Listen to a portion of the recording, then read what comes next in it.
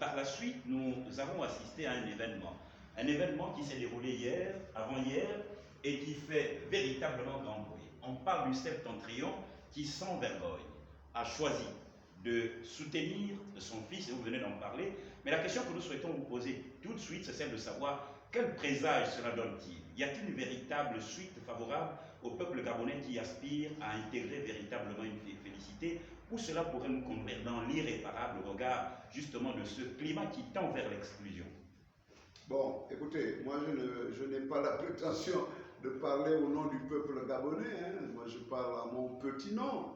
Je constate simplement que le président de la transition, qui n'est pas concerné par le processus de l'adoption de notre nouvelle constitution, s'est mélangé les pinceaux et est devenu pratiquement l'acteur majeur, puisque nous voyons sur les banderoles, nous voyons dans les associations qui naissent, nous voyons. Donc, vraiment, s'il peut se ressaisir, s'il peut sortir de ce piège, parce que c'est un piège qu'on est en train de lui tendre consciemment ou inconsciemment, s'il peut s'en sortir, s'il peut sortir de ce piège et se concentrer sur la suite de la transition. Il y a une suite à donner à la transition. J'avais dit en son temps, une année du CTRI, c'est un échec. Parce que le CTRI ne tient pas parole. C'est un échec parce que le CTRI a un bilan négatif. On m'a dit non, mais c'est quoi le bilan négatif? Non, mais ils ont fait les routes en béton. J'ai dit non, ce n'était pas l'objectif. Ils ont non, ils ont fait la voie de contournement. J'ai dit vous mentez, ce n'est pas le CTRI qui avait fait la voie de contournement. Oh non, mais ils ont construit les bâtiments. J'ai dit non, ils n'ont rien construit. D'abord, avec quel budget, avec quels moyens? D'abord, le CTRI, c'est qui? Le CTRI, c'est une structure illégale. Le CTRI n'est pas dans la nomenclature des institutions en place après le coup d'État. Il y a le gouvernement de la transition, il y a le président de la transition, il y a le gouvernement de transition, il y a le comité national de la transition. Ben, il y a la Cour constitutionnelle de la transition et il y a le Conseil économique et social de la transition. Le CTRI n'existe pas. On dit déjà, organisez-vous pour que le CTRI ait une existence légale. Rien, on ne répare pas ça au cours de la deuxième année. On dit, bon, voulez-vous travailler dans l'illégalité? Mais le Gabon, c'est un pays organisé, structuré. C'est un pays qui n'accepte pas l'anticonformisme. Il dit non, ça, on a l'habitude de fonctionner comme ça. Ah, voilà des gens qui ont fonctionné 56 ans dans l'anarchie, dans le désordre. Et ils veulent encore nous amener 56 ans dans l'anarchie et dans le désordre. Donc, moi, je crois que si les Gabonais sont véritablement dans un contexte de libération, ben, s'ils sont libérés, ils doivent pouvoir s'exprimer comme des hommes libérés. Et les hommes libérés choisissent bien sûr leur destinée. Et aujourd'hui, la voie que nous propose le CTRI, ce n'est pas une voie qui garantit la prospérité, la félicité. C'est ça le véritable problème. Donc moi, personnellement, si j'étais l'ensemble des Gabonais, ben écoutez, la sanction est là.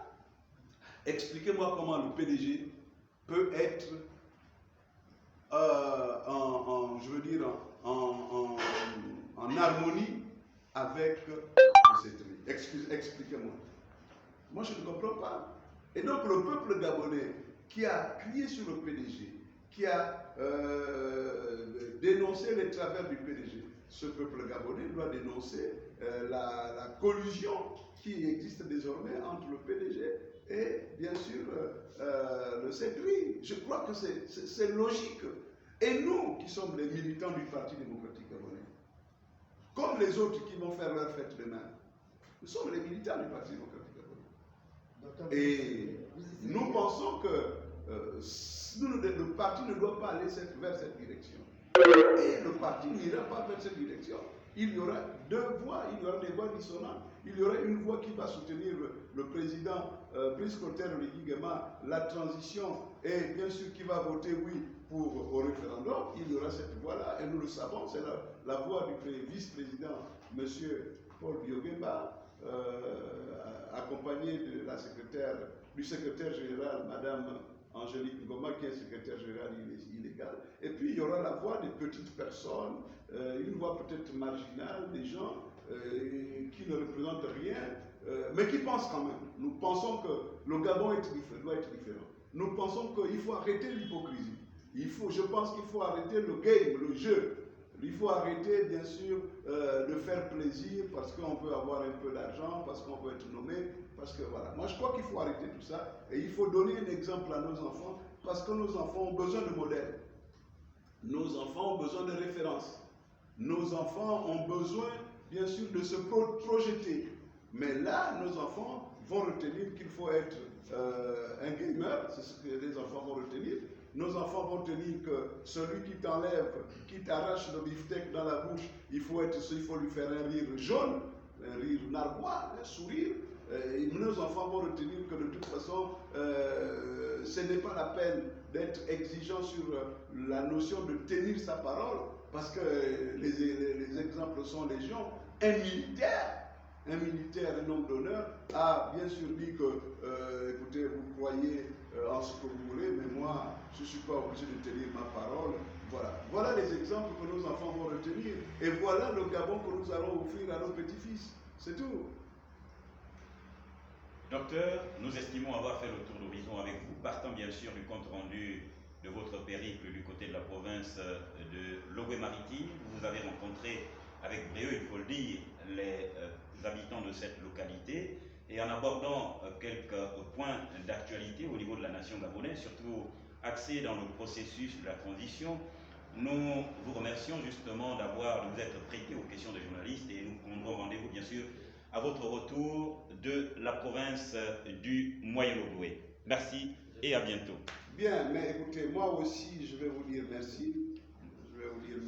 Je n'ai pas voulu aborder les questions de l'émission d'hier, parce que j'ai trouvé à un moment que l'émission était un peu orientée. Vous savez, lorsque votre compatriote passe son temps à vous ravir votre parole, à impacter sur votre temps de parole, et avec bien sûr la complicité entre guillemets du journaliste, il faut avoir des nerfs solides pour ne pas craquer. Et donc c'est un exercice difficile auquel j'ai pris part hier, mais j'ai dit hier, et je dois le redire aujourd'hui, cette constitution est mauvaise. Elle ne peut pas passer en l'état. Les articles 192 de cette constitution ne sont pas de nature à permettre un vote positif pour ce référendum qui porte à l'État. Parce que l'article 192 parle de l'amnistie accordée aux militaires et aux acteurs. Nous ne connaissons pas les membres du CTRI qui ont fait le coup d'État. Et donc on ne peut pas accepter de permettre une amnistie à ces compatriotes-là, pour ces compatriotes. Il paraît que ce n'est même pas un coup d'État militaire. Monsieur, on découvre au fil du temps que c'est un coup d'État mixte. Ce n'est pas un coup d'État militaire, c'est un coup d'État mixte. C'est-à-dire qu'il y a des militaires du CTRI et il y a des acteurs. Et donc il faut prendre aussi en compte les acteurs pour accorder une amnistie. Ah, mais qui sont ces acteurs? C'est la première fois au monde qu'on assiste à un coup d'État mixte. Et c'est peut-être parce qu'il est mixte qu'il n'y a pas eu effusion de sang. Donc vous voyez, on est là dans une situation vraiment inédite. Alors voilà donc ces acteurs probablement civils ou peut-être paramilitaires, on ne sait pas, à qui il faut accorder l'amnistie. Vous savez, c'est une mesure exceptionnelle, l'amnistie. Elle est accordée aux gens qui ont posé des actes délictueux et qui ont été reconnus coupables de ces actes-là. Donc, qui ont été jugés. On n'a pas jugé les militaires, les membres du CTRI, ils ne sont pas jugés. ou s'ils ont été jugés, ils ont été jugés favorablement, puisque au terme justement de ces coups d'État, les populations sont allées dans la rue. Les populations ont adhéré au coup d'État. Donc c'est quand même incompréhensible que les gens qui ont été acclamés, que les gens qui ont été, j'allais dire, adulés, exigent et souhaitent qu'ils soient protégés. Mais ils sont protégés, donc ils sont protégés de quoi? Dites-nous ce qu'ils ont fait de mal. C'est peut-être pas la libération seulement, c'est peut-être pas le coup d'État. Il y a peut-être des exactions, il y a peut-être des choses. Donc quand même, pour un pays comme le nôtre, pour des gens sérieux, responsables, il faut savoir. Il ne faut pas, oh non, fait comme ça, faites votons parce que c'est Oligui notre fils. Non, Oligui n'est pas en danger. Si c'est parce qu'il a fait le coup d'État qu'il est en danger, nous allons le protéger. Parce qu'il nous a libérés. Au moins de la Yunguti. Il nous a libérés au moins des Blaboy. Il nous a libérés au moins des Akrébes. Voilà. Et il est en train de construire les chaussées en béton. Et il dit qu'il a acheté à Salah. Il y a des problèmes déjà à Salah. Bon, on dit qu'il a créé ce Fly Gabon. Mais Fly Gabon, il y a des vieux avions d'occasion qui ont 20 ans, 30 ans, et qui tombent toujours en panne. Donc, mais au moins, il a fait semblant de créer une société aérienne, Fly Gabon. Et qu'est-ce qu'il a fait d'autre? Il paraît qu'il a construit la voie de contournement. Non, c'est pas lui qui a construit la voie de contournement. Donc nous allons protéger, puisque protège logiquement, il n'a pas besoin d'une amnistie parce qu'il a libéré le Gabon, en tout cas. Mais même s'il ne tient pas à sa parole, ne tient pas. On va dire, mais tu nous as libéré, ta parole, c'est pas grave. Parce qu'on ne peut pas aussi tout avoir. On ne peut pas tout avoir. Donc ça, c'est ce que nous disons de nos amis du CTRI et de l'article 192. Nous disons au président du CTRI, reste à côté de ça. Ça ne te regarde pas. Non, ça ne vous regarde pas. Ce n'est pas votre affaire, monsieur le président. Malheureusement, vous avez fait un chronogramme. Et dans le chronogramme, il y a eu le dialogue national. Après le dialogue national, il y a eu, bien sûr, cette constituante. Après la constituante, il y aura le référendum. Mais ça ne vous regarde pas. Mais l'article 53, ce n'est pas un bel article. C'est un article qui divise.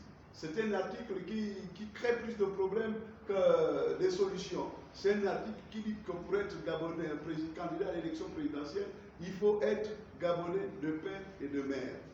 Lesquels Gabonais de père et de mère doivent avoir aussi des parents gabonais. Voilà ce que notre constitution dit dans son article 53. On dit non! Léomba a dit, pour être gabonais, il faut avoir au moins un parent gabonais. C'est Léomba qui l'a dit et nous l'avons tous accepté. Aujourd'hui, l'histoire il faut être gabonais de père et de mère pour être candidat à l'élection présidentielle. Mais qui on veut éliminer? Dis bon, écoutez, pour être candidat, il faut avoir une femme gabonaise de père et de mère. Oh! Mais qu'est-ce qu'une femme gabonaise garantit? Vous, la madame, vous garantissez quoi?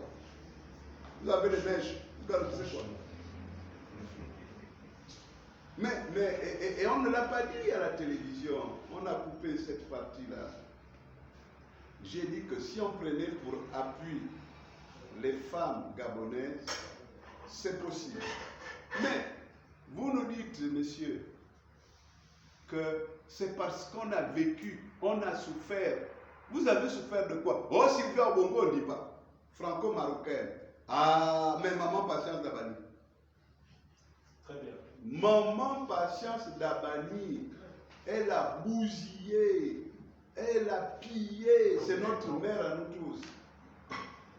La Banque du Luxembourg. Vous êtes jeune, moi je suis vieux. La BNC. Mais c'est une gabonaise. C'est une gabonaise.